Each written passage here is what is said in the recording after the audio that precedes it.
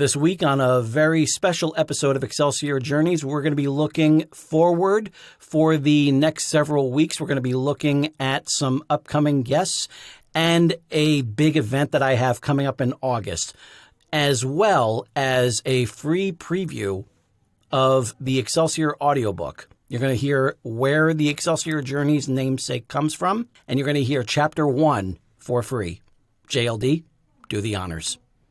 Hey, this is John Lee Dumas of the award-winning podcast Entrepreneurs on Fire, and you're listening to the Excelsior Journeys with George Sirois. Prepare to ignite. Is there a burning desire within to share your creativity with the rest of the world?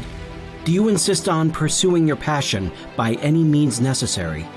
Then you are on an Excelsior journey, and you are not alone.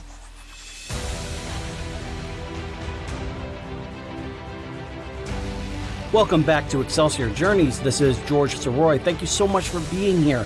Can't believe it's been over 90 episodes so far, and there's no stopping anytime soon. This week's show is going to be a little different. Let's start with what we're doing for the end of June through the end of July.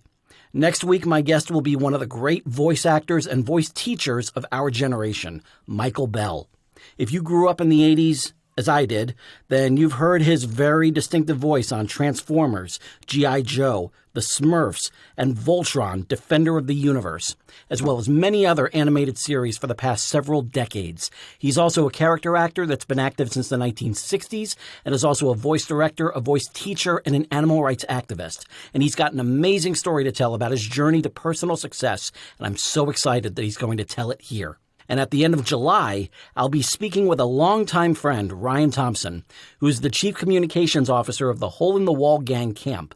This camp was founded in 1988 by Paul Newman, with one simple premise in mind: to provide opportunities for children with serious illnesses to experience the transformational spirit and friendships that go hand in hand with camp. Ryan will be here to talk about how he started working with the camp, everything the camp offers, and how you can contribute to the camp's mission. Now, there's a big reason why Ryan will be here at the end of July. The week before, a 5-episode miniseries celebrating the 35th anniversary of a milestone movie of my childhood and so many others, Transformers the movie. And that reason is this: for each person associated with the movie that comes on the show throughout August, I will be donating $20 to the Hole in the Wall Gang Camp. So far, I have 8 different people, those who worked behind the scenes and behind the microphones. And if they're all there, I'll be giving at least $160 to the camp. And if more are able to accept my invitations, then great. And if you'd like to join me on this month-long event, then please send me an email at george@he'sgotit.com for details. Now, I mentioned I have something really special for all of you for this week. Excelsior Journeys is less than 10 episodes away from reaching the big 100. And there's one journey that I feel needs to be shared, and that is the journey of Matthew Peters. Now, Matthew is the main character of my novels, Excelsior and Ever Upward, Part 2 in the Excelsior Journey, as well as the upcoming Greater Glory, Part 3 in the Excelsior Journey. I promise to my publisher, it is coming. Please, you have the patience of a saint, just letting you know. Matthew was inspired by my cousin, Matthew Peter Henkel, whom I always considered to be a personal hero. He was diagnosed with Wilms tumor when he was 2. The chemotherapy stunted his growth, so he never really grew beyond 5 feet. But he went on to become an Eagle Scout. He became a volunteer firefighter, and he even became an EMT. And when he passed away in March of 2005, the week before his 25th birthday, he had lived the most complete short life you've ever seen, even getting engaged a month before he left us. So back in 2008, when I was ready to write the first draft of Excelsior, I needed a name for my main character, and his name popped into my head. The Matthew Peters you will come to know in Excelsior is a combination of me and Matt. All the story writing instead of studying, the desk in the closet, the combination of stubbornness and self-doubt, that's all me. It's all in here. And the hero who doesn't think twice to help someone else, that's Matt. And both are on display in the first of this young adult sci-fi trilogy. And so my gift to all of you is Chapter 1 of the Excelsior Audiobook, which I narrated through August and September of 2017. For those of you who have never heard or read Excelsior, it's the story of Matthew Peters, an underachieving 17-year-old high school senior who spent the past 7 years writing and drawing a webcomic about his character, Excelsior, which is the savior of a faraway planet named DNAP-4.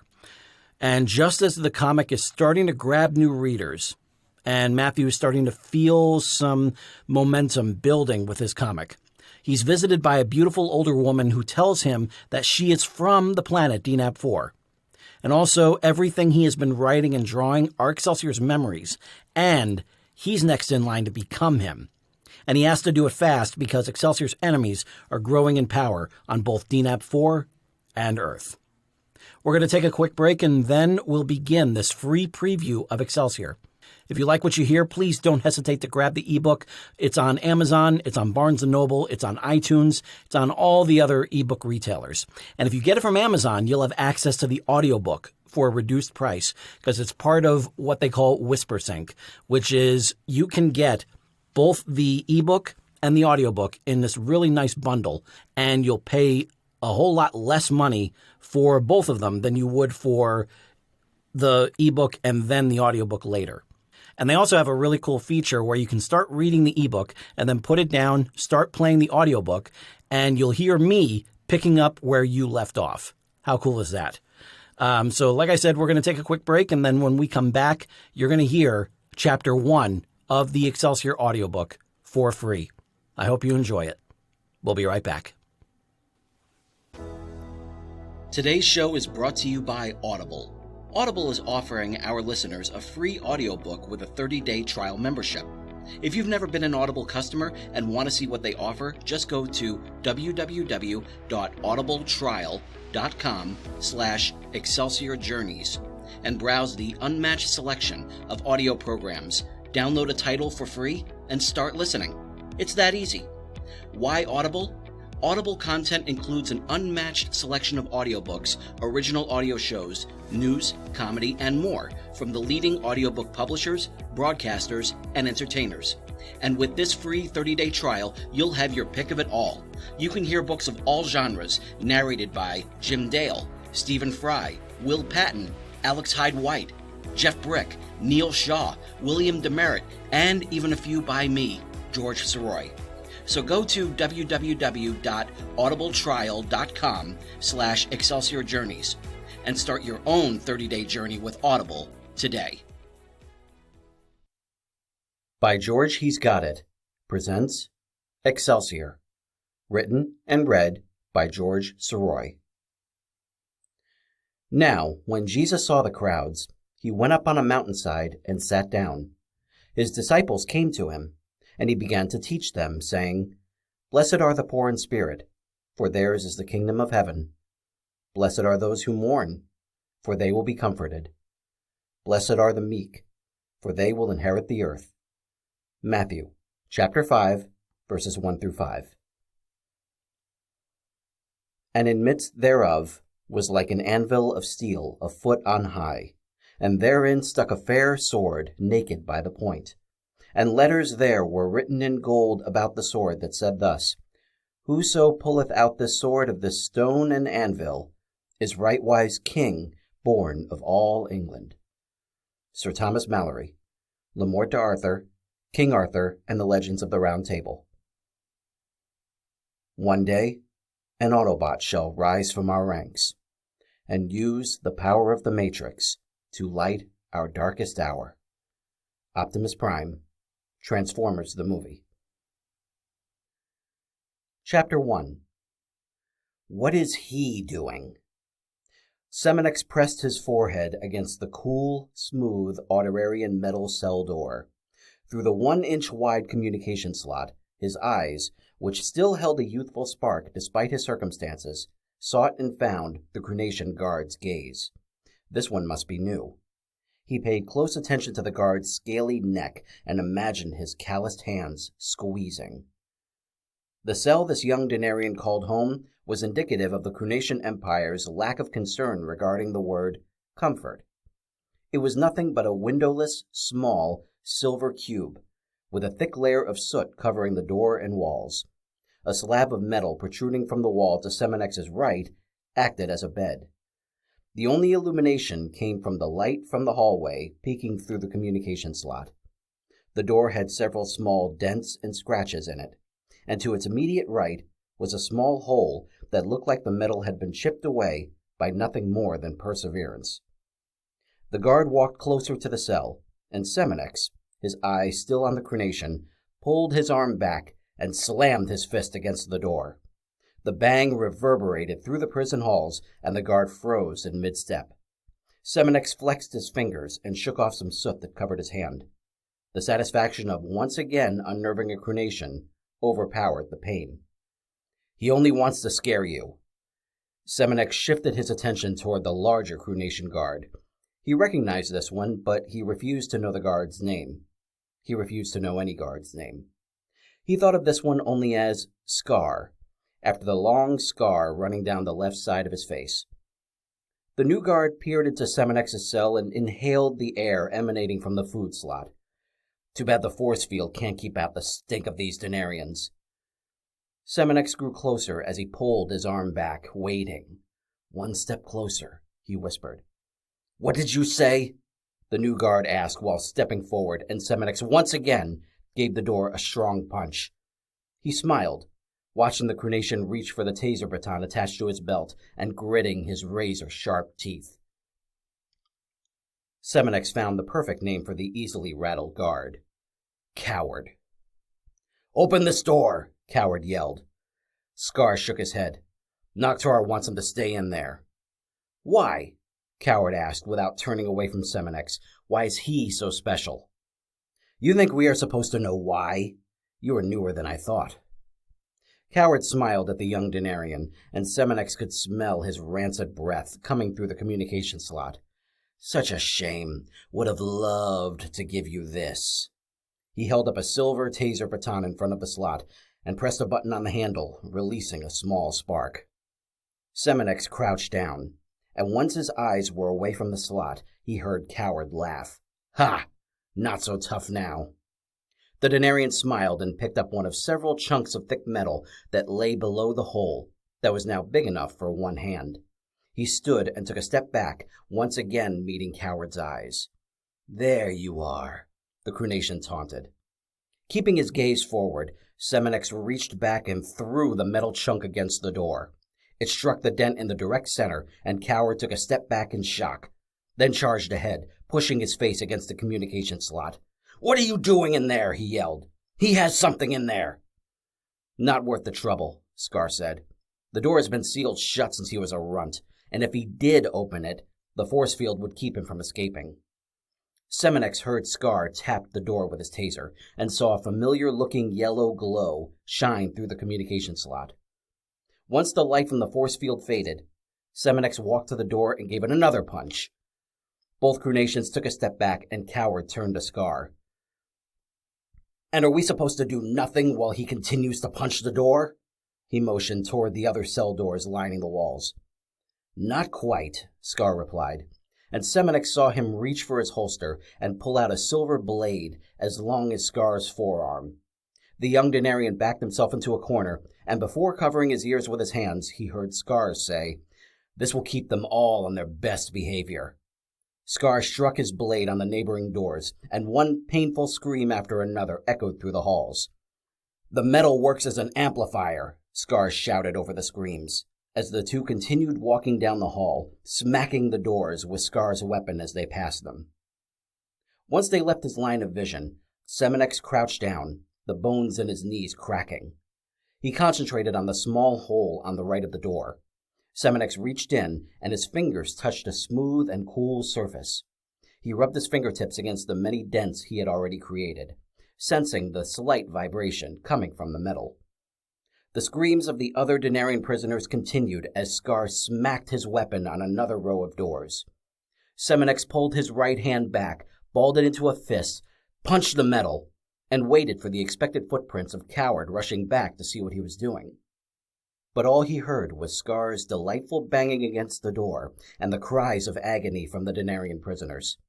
His brow furrowed as he pulled his fist back and struck the wall again, creating another dent. A wave of satisfaction washed over his body as he gave the metal another punch and felt the metal splinter. "One more," he whispered, as he reached back and slammed his fist forward. He exhaled and smiled. It was giving way.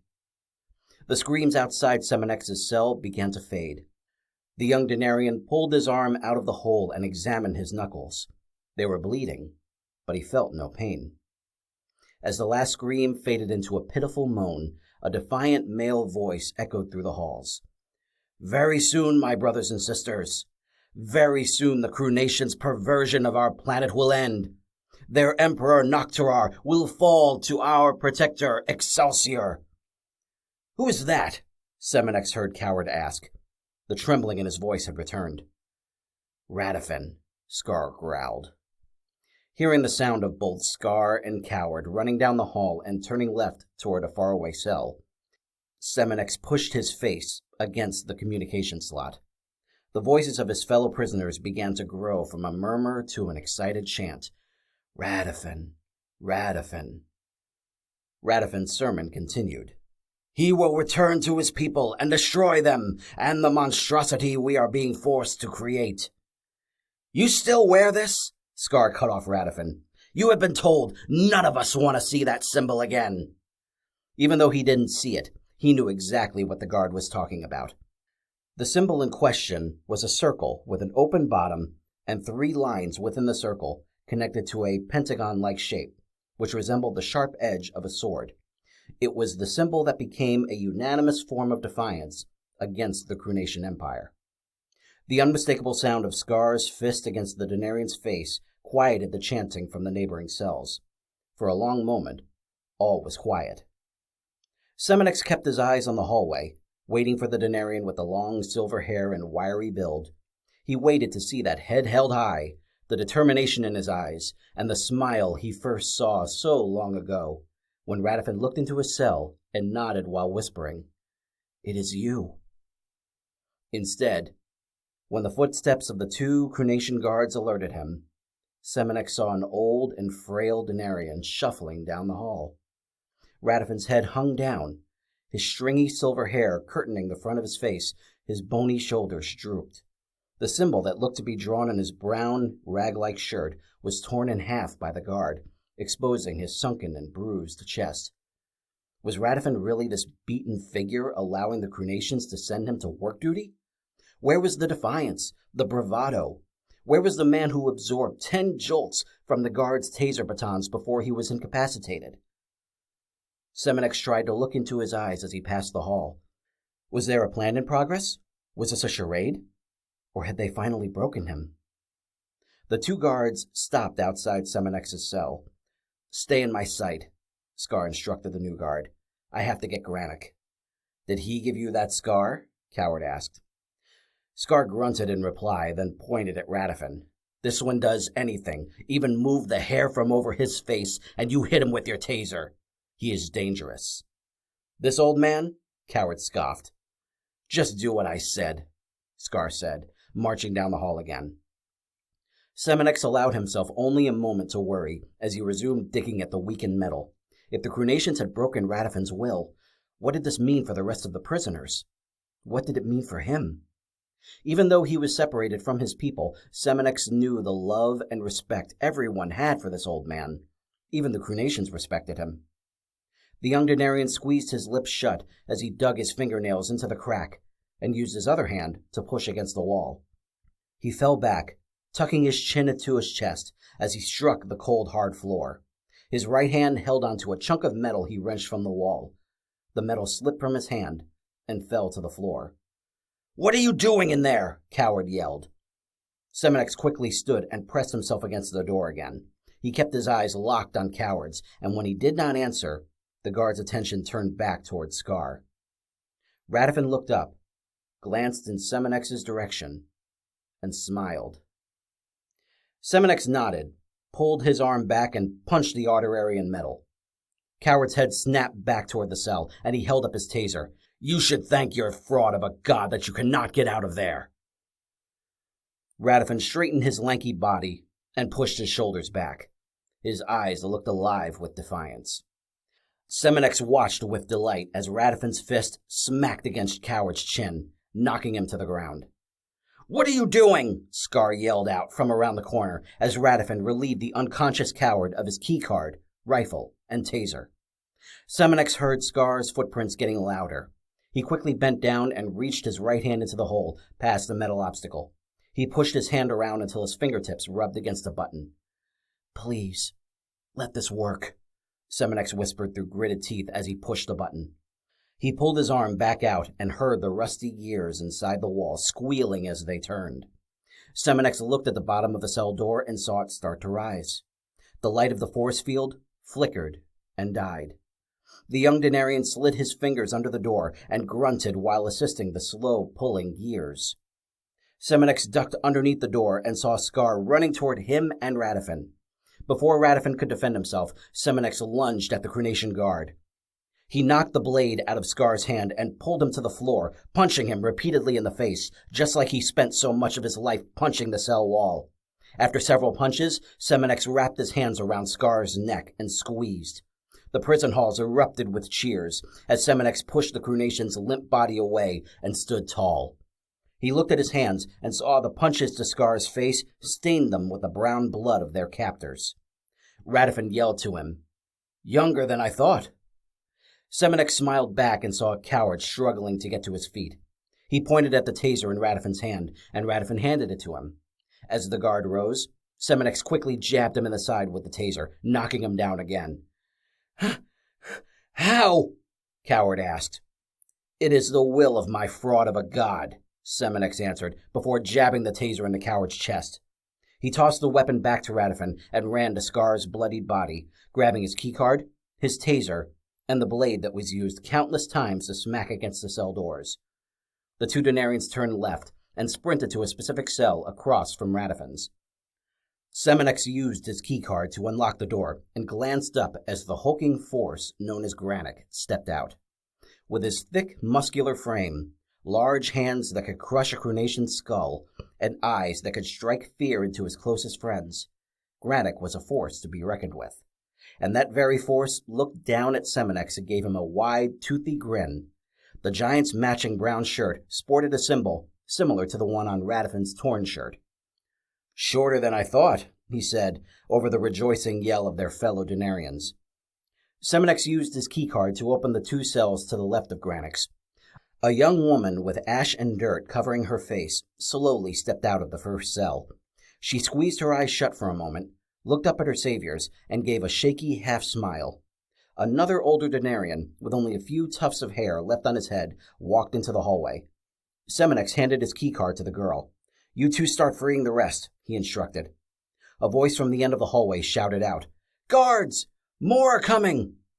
"We should hurry," Seminex said to the girl and the older man. They both leapt into action, releasing Denarians from their cells, as Seminex, Granick, and Radifin raced down the hall to meet a cadre of approaching guards. Seminex tightened his grip on the blade he took from Scar. Granick and Radifin stood on either side of him, their blasters aimed and ready. A dozen guards ran into view, tasers on their belts and large rifles in their hands. Radifin and Granick opened fire, the laser blast striking the chests of the first two guards. Their brown-colored blood seeped out of their wounds and mouths as their yellow eyes rolled back. Seminex looked to his left and saw Granick reaching out, grabbing a guard by his neck and slamming him headfirst on the floor. Freed prisoners stomped on the Crunation and used him as a launching pad to attack the ones behind him. Seminex looked ahead and saw a Crunation guard swinging a taser at him. The Denarian ducked and swung the blade with both hands, cutting his adversary in the chest. To Seminex's right, the young girl continued opening one cell door after another. Denarians raced from their cells and wrapped their arms around any Crunation in range, pulling them down, ducking out of the way of laser fire while stripping the weapons from their captors and distributing them to their fellow prisoners. Seminex pointed at Radifin. "Do you know where the caverns are?" he asked. Radifin looked up and down at his rifle. "Once we get out of—" He stopped as the running and shouting of more Crunation guards echoed through the hallways. Seminex held his blade high over his head and motioned for all Denarians with rifles to join him in front of the group. "Everyone without a rifle, get behind us," he instructed. Granick stood behind him, holding his rifle over Seminex's head.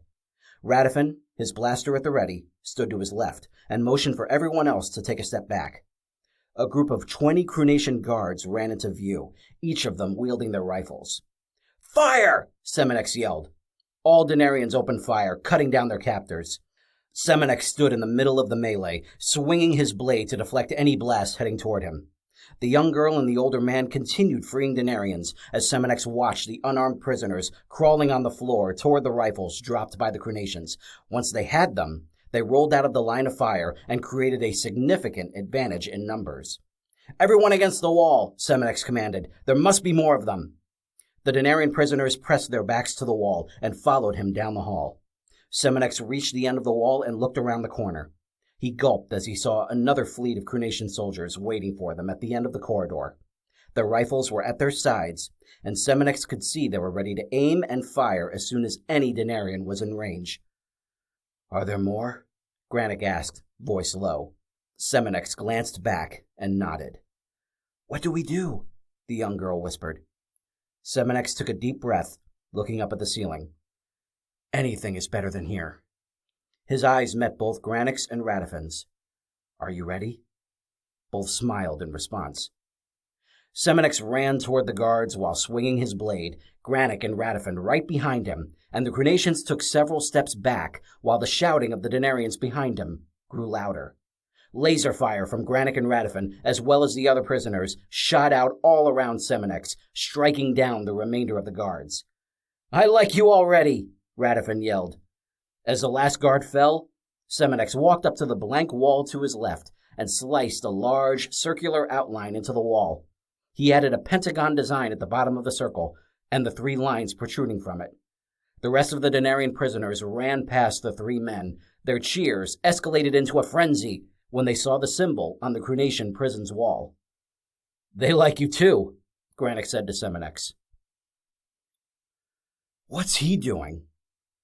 Matthew heard Nick's voice as he and Kelly, the Kraken, whispered back and forth about him, but he tuned them out as he held the tip of his pen in front of his left eye.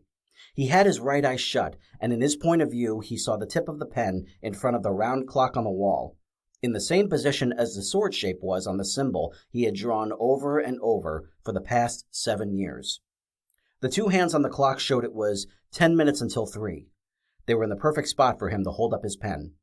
While everyone else just saw the weird, quiet kid holding the pen up to his eye, Matthew saw a piece of his world come to life. It made no difference to Matthew who stared or sneered. He was in the zone. Nothing beat the zone, where the origins of his cult popular character came to life. So what if his method struck snickers from classmates, especially the 6'5" classmates who wore Letterman's jackets? They weren't his audience. Excelsior lovers. They made up Matthew's audience.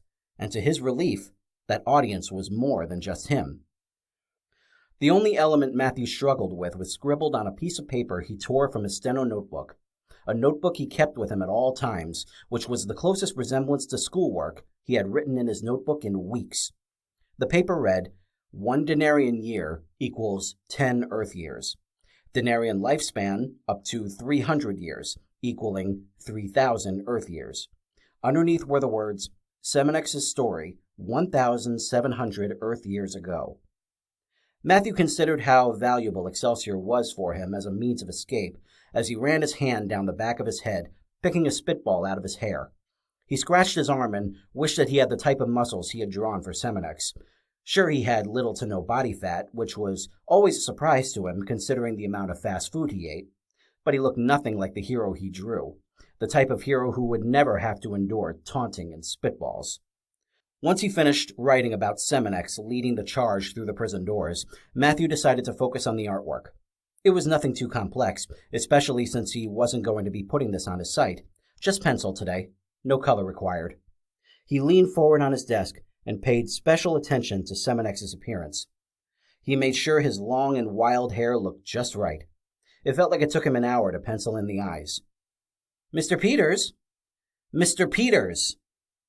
When Mrs. Burton, the U.S. history teacher, spoke Matthew's name the second time, he looked up from his page.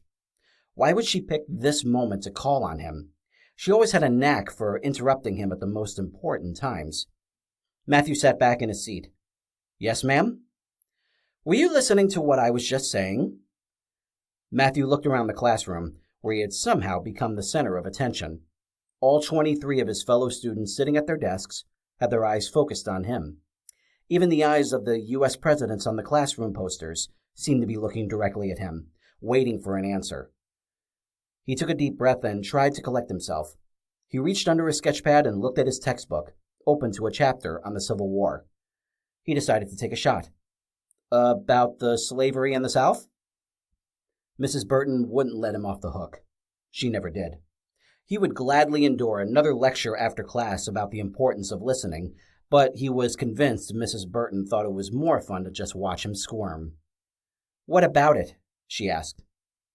Matthew could have told her anything regarding slavery, but only on the planet DNAB-4. After trying to come up with a suitable answer, he decided that this wasn't a battle of wills worth fighting. I'm not sure where you left off. Mrs. Burton nodded. See me after class, Matthew. I'd like a word with you. Matthew's chin dropped against his chest. Once again, he had let the work on his comic get in the way of his studies. While Mrs. Burton went on with the day's lessons, Matthew brooded. No matter how many times she would go out of her way to call him out in the classroom, something wouldn't allow the lessons to fully sink in. His comic always took precedence. Matthew allowed himself a moment to look up, and when he glanced to his left, he saw Rachel looking back at him. He gave a weak smile to the pale-skinned girl with the black pixie haircut, but she looked away. Matthew couldn't blame her. He definitely didn't feel like much of a catch. When the bell rang 15 minutes later, Matthew walked up to Mrs. Burton's desk. Mr. Peters, how many times this week have I had to interrupt the daily lesson so I could pull your mind back into the classroom? She asked. He knew the answer was 4, but Matthew couldn't bring himself to say it out loud. I'm not sure. You don't seem to be sure about a lot of things lately, and you especially don't seem to want to pay attention. I'm doing all right, though, right? I got an 81 on the last test. She nodded. Yes, you have been doing fairly well, Matthew, but this isn't about the tests. It's about being involved in the class, and that requires you to listen to what is being said. If it seems like I'm being hard on you, it's only because I know the potential that you have, and getting by on a test doesn't show that you're working to your fullest. I'm trying to reach you, and you're either drawing or falling asleep. Do you do this in all of your classes? Matthew shook his head. No, he didn't do this in all of his classes, just the ones that didn't interest him. Maybe if Mrs. Burton was more like his English teacher, he would be more invested. Not only did Mrs. Webb create a much more fun atmosphere for learning, but she also encouraged him to move into creative writing. When he would give her an update on Excelsior's adventures, she would motivate him to keep going with it. She would tell him that he had something there. Matthew, am I losing you again? The raised voice was a hint that Mrs. Burton's patience with him was wearing thinner and thinner. I'm still here, Matthew answered as he snapped back to attention. I know you're here, but you're not here, she responded. I was asking you if everything was okay at home. Is something going on that's keeping you from getting a restful sleep? Matthew shook his head again. Everything's fine, he said, in a tone of voice that didn't even sound very convincing to himself. Mrs. Burton took a moment to write something down in her notepad before looking up at Matthew. Now, I know you're better than this. You're a very gifted young man, but you only show those gifts when you really apply yourself. And I know some of the classes you take aren't some of the most exciting in the world, especially for a young man about to graduate. But just keep in mind that after applying yourself in classes like this and working to your full potential, you can move on to what you really love, whatever it may be. The words, whatever it may be, floated around in Matthew's head as he forced out, I'm sorry. I know I've been losing concentration, but I'll try to do better in the future. He knew she meant well, but Matthew also knew she wouldn't understand what had occupied his time over the past several months. He may look like an underachieving scatterbrain, or someone dealing with a less than stable home life, but the truth was that he was the lord and master of his own universe. The fate of an entire planet rested in his hands. His creations captured the imagination of hundreds, hopefully thousands of readers. I look forward to seeing that, she said. I'll see you tomorrow. Matthew nodded and exited the classroom into the crowded hallway, one step closer to freedom. We knew you would come. The Denarians followed a voice through the caverns of Yelsu, to which Seminex and Radifin had guided them. The further they walked, the darker it became. The clear sky had been a wonderful sight, and it was almost painful for the freed prisoners to hide from the fresh air and daylight. They walked through the caverns until they came to a large area illuminated only by lit torches along the walls. Above each torch was the same symbol of Denarian defiance that Seminex carved into the wall of the Crunation prison. From the shadows stepped the source of the bellowing voice, a voice that should have belonged to a much younger man. With a soft white beard that reached the bottom of his neck and hugely dilated pupils that made his eyes look black, Aceris was known as simply the High Elder. Seminex recalled what his parents had told him about Aceris when he was a child. As the oldest of the last chosen ones, he was more respected and beloved than anyone else on the planet. As he stepped out of the shadows in his once white robe, the low torchlight reflected off the golden lettering visible on both sleeves. Seminex recognized the Denarian hieroglyphics that read, "Ever Upward." All of the Denarians quickly fell to one knee. Aceris stepped closer to the men, women, and children.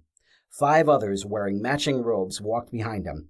2 men and 3 women with the same bottomless dark eyes that showed varying degrees of age. "The elders," Seminex heard Granick whisper while kneeling beside him. "You have fought proudly for your lives and for your honor as Denarians, and you have equally honored our savior, Excelsior. In his absence, it is up to all of us to continue his vision and keep Denab 4 the paradise he created." As Aceris cast his gaze over the freed Denarians, another of the elders, Quinteris, stepped forward.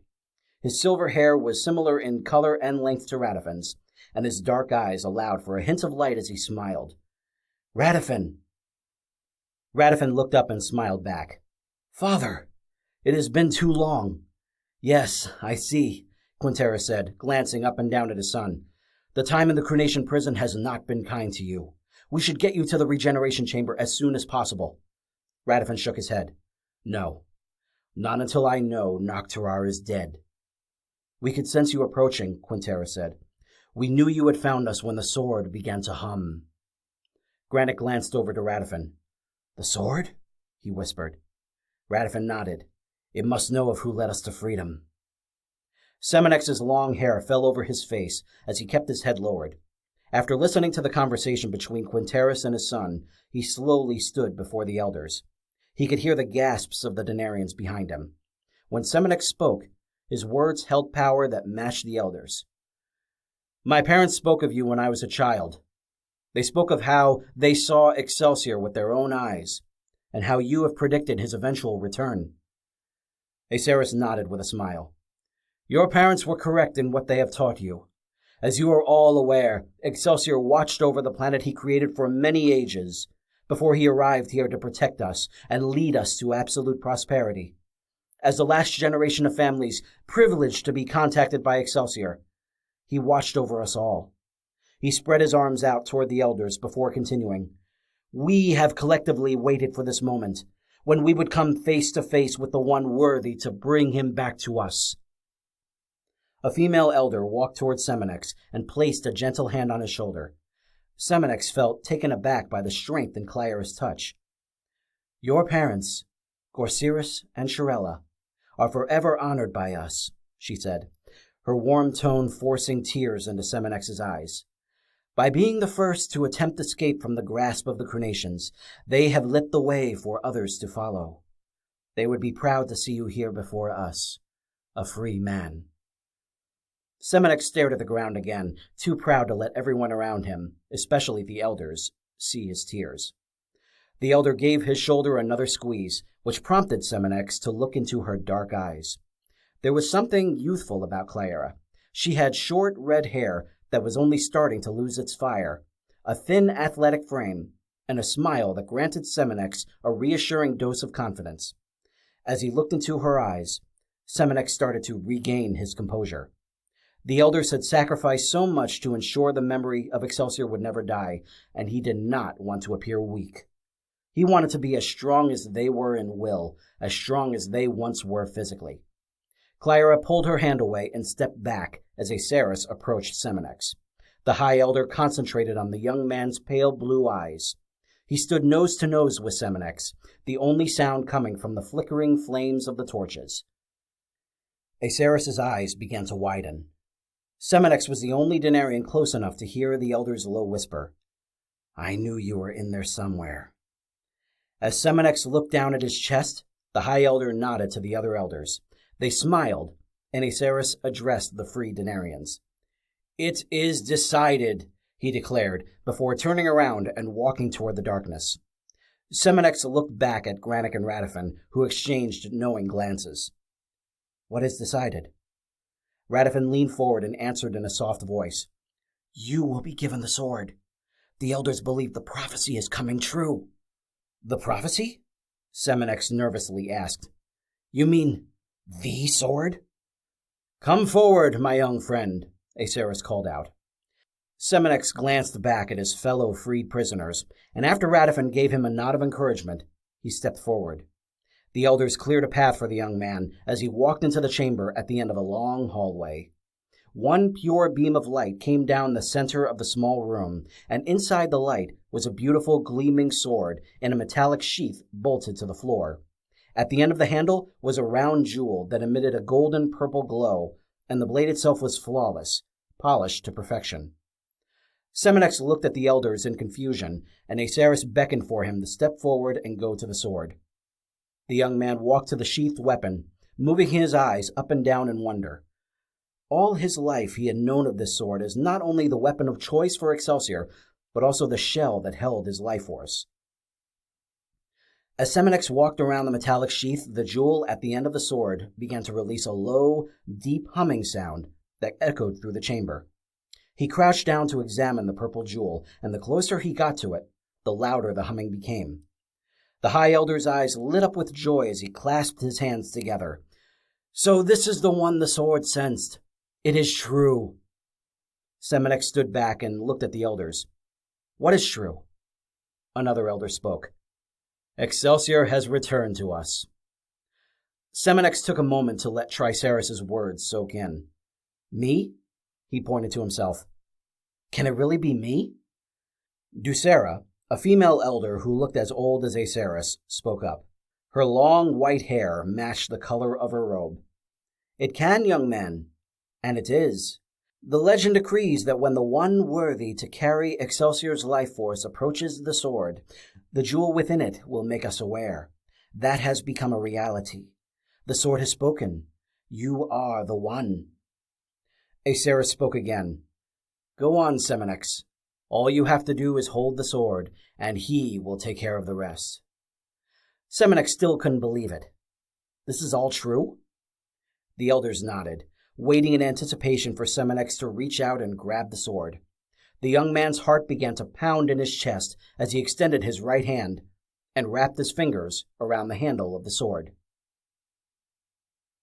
Matthew breathed a sigh of relief as he walked through the school's exit doors, making an immediate left toward the faculty parking lot.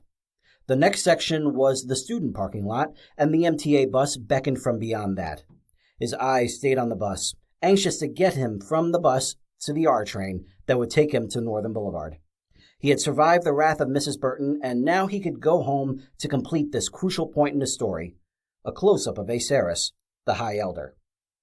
Matthew felt compelled to pay as much attention as possible to the eyes of the elders during this time. Before they would be just black holes in their faces, a very simplistic way of showing what years below DNAB 4's surface did to them. But as his artistic skills developed more and more, he kept the pupils black, while the whites of their eyes would be replaced by a dull gray. As Matthew walked past the faculty parking lot, he felt a tap on his shoulder. "Hey, Matt!" Matthew turned around. "Hey, Thomas, what's up?" With his thick tortoiseshell glasses, cropped curly hair, and fat stomach hanging above his scrawny bird legs, Thomas was a walking kick-me sign, and his jeans showed the dirt stains from the jock's shoes. "Is that the next issue?" Thomas asked, as he pointed to Matthew's sketchpad. "The next one's already set to go online tonight. This is something else I'm working on." Thomas reached for the sketchbook. "Let me see!" Matthew pushed the book against his chest as they continued walking past the student parking lot. "Not yet. It's not ready." Come on! I helped you set up the webpage in the first place. Let me see what you're working on. You weren't much of a help getting me to link up to the main search pages. I had to do that myself. Let me see! Thomas's voice grew louder, and Matthew glanced at the 5 members of the wrestling team who were now pointing in their direction. Matthew glanced at the jocks and lowered his voice in the hope that Thomas would take the hint. No, dude, I told you before, nobody sees anything in the book, not until it goes online. Just let it go. A cold sweat ran down the back of Matthew's neck as he recognized 2 wrestlers, Nick and Kelly, getting closer. He gritted his teeth as he hissed at Thomas. Nick and Kelly can hear. What's going on, girls? Nick called out, stopping Matthew and Thomas in their tracks. Kelly released a hearty laugh as he gave a hard slap to Thomas's stomach. Thomas yelped out in pain and would have dropped to one knee if Nick hadn't grabbed him from under his arm and kept him on his feet. Suck it up, the wrestling captain instructed as he kept Thomas upright. You know, our papers are due tomorrow, and I'm still waiting for that email from you. The bulky Kelly became a human barricade, blocking Matthew from Nick and Thomas. The wrestler stared him down with a look that reminded him why Kelly was nicknamed the Kraken. He pointed at the bus and instructed, Go home and do your cartoons, freak. Matthew wanted to scream out, Got a problem with my webcomics? Too many words to read? But he turned and walked away, while the guilt of leaving Thomas to his fate tied his stomach in a knot. As Seminex held onto the sword's handle, he watched the jewel begin to glow and hum even louder than before.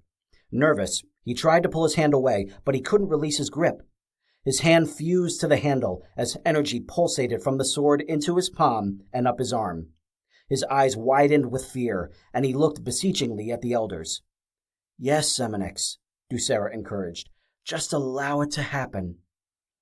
The energy continued to move slowly through Seminex's body, and in spite of his fear, he couldn't feel any pain. In fact, there was a cooling sensation traveling up to his head and concentrating on his brain. Seminex saw sudden flashes before his eyes, flashes of another lifetime, of another person wielding the sword of Excelsior and lashing out at his enemy. He couldn't see the enemy since his face hid in the shadows, but as these moments passed, Seminex started to feel both more and less like himself. A stronger man, a warrior, a leader. As the energy bathed his body, his muscles began to tighten and enlarge. His cuts, bruises, and scars disappeared, along with the dirt and ash from his cell. In the space of a few seconds, the wiry young Denarian became a powerful warrior of glowing health. The locks on the metallic sheath opened, freeing the sword. Seminex looked down at his hand, pulled the sword from the sheath, and saw himself in the metal's reflection. His eyes were the same pale blue that they were before, only now they glimmered with an amethyst glow that matched the sword's jewel. Aceris walked up to Seminex and placed a hand on his muscular shoulder. Excelsior, it is good to have you back, old friend, he said with a smile. Dinapbor's guardian smiled back. It is good to be back.